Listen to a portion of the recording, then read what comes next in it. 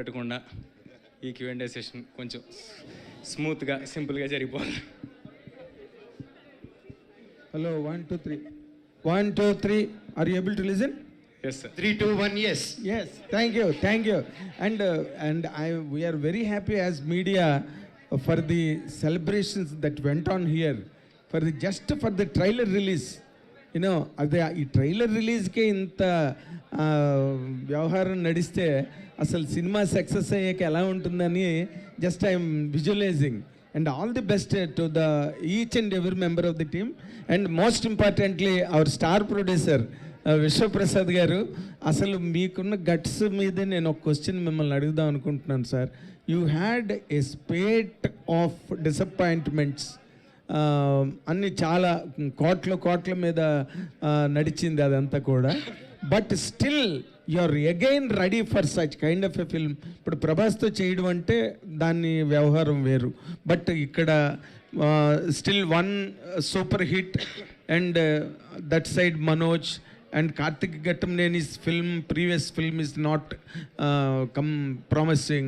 అసలు మీరు ఏ రకమైన జడ్జిమెంట్ మీద ఈ సినిమాని టేకప్ చేసి ఇంత రేంజ్లో మీరు దీన్ని వర్కౌట్ చేశారు sir?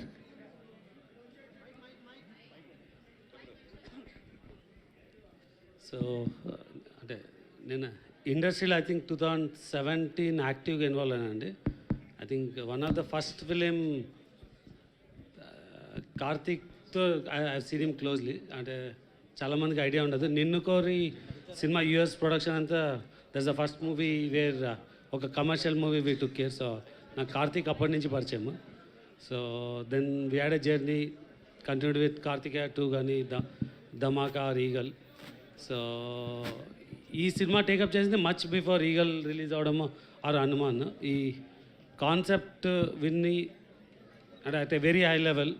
So we are super confident. So తర్వాత ఇంకా ఈ సినిమా బయటికి వచ్చినాక యూ ఆల్ ఫీల్ అంటే దీనికి ఎందుకు వీఆర్ సో కాన్ఫిడెంట్ అన్నది. అంటే టీజర్ అండ్ ట్రైలర్లో ఆల్రెడీ చూసి ఉంటారు, but cinema is much bigger than this. అంటే మీకు ఇట్స్ నాట్ అంటే టీజర్ ట్రైలర్ లేదా మాయ చేయడం కాదు, సినిమాలో you can see lot more. So దీని మీద then you will know why we are so confident అన్నది. Very good, all the very best sir. చాలా పెద్ద హిట్ కావాలని కోరుకుంటున్నాం సినిమా. Thank you. తేజ గారు, ట్రైలర్ చాలా బాగుంది. అసలు అంటే ఈ ఇయర్ ఇంకా రాబోయే 3 నెలల్లో కాస్త మనం ఎదురు చూసే ప్రామిసింగ్ ఉన్న సినిమాలే ఒక 3-4 సినిమాలు మించి ఎక్కువ లేవు. బట్ ఆ లిస్ట్లో మీ సినిమా కూడా వచ్చిందని ఇప్పుడు ఈ ట్రైలర్ చెప్తుంది.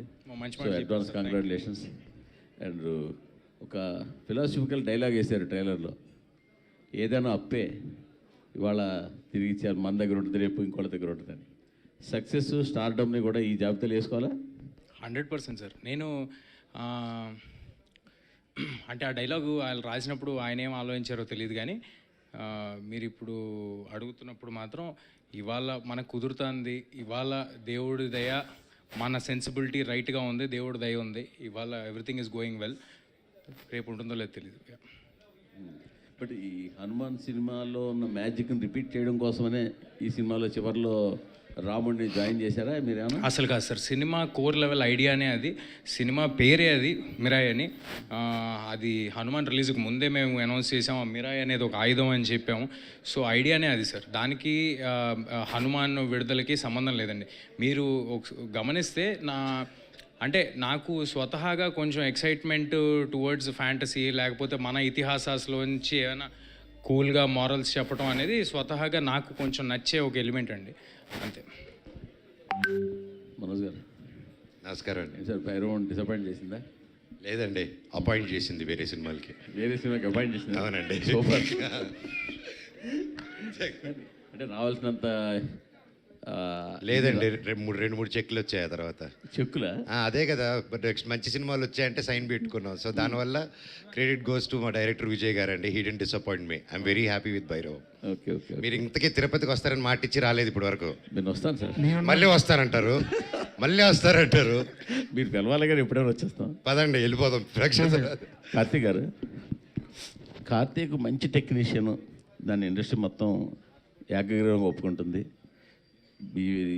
ఇంతకుముందు సినిమా కూడా అనుకున్న రేంజ్కి వెళ్ళకపోయినా ఆ టెక్నికల్ వర్క్ కానీ అందులో మీ కొన్ని ఫ్రేమ్స్ సీన్లు కానీ చాలామంది మీకు అప్రిసియేషన్ వచ్చింది.